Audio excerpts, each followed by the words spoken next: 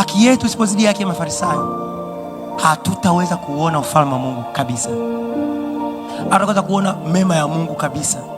Nikasema ya kwamba watu wa ufalme wa pili, watu hawa hapa, they observe their law, wanatii bila maswali. Ukienda kwenye duka la wale jamaa, tuchukulie Bala Mpemba, una milioni zako 50, 100, unataka sijui kununua kitu gani, alafu ni muda wake wa swala,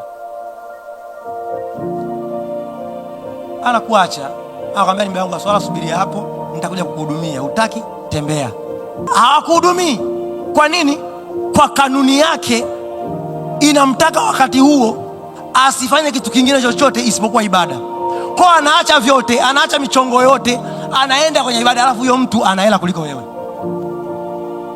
ambaye unakuwa na excuse nyingi za ibada.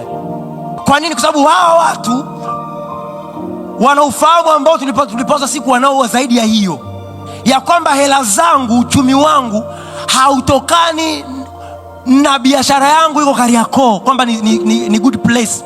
Kuna madhabahu yangu, kuna mahali pangu pa nguvu zangu, hapo ndio patafanya hela hii inifuate popote.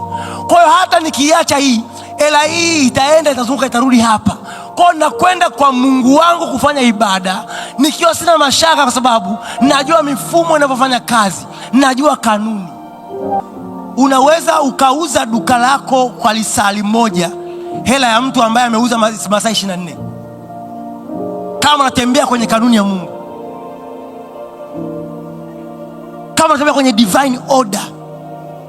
Kwa sababu ukifanya ya Mungu, Mungu anaweza kuwasubirisha wateja wako wakasubiri, yani wakachelewa kwa barabarani, wakachelewa wapi, ukifika ndio wanajaa dukani.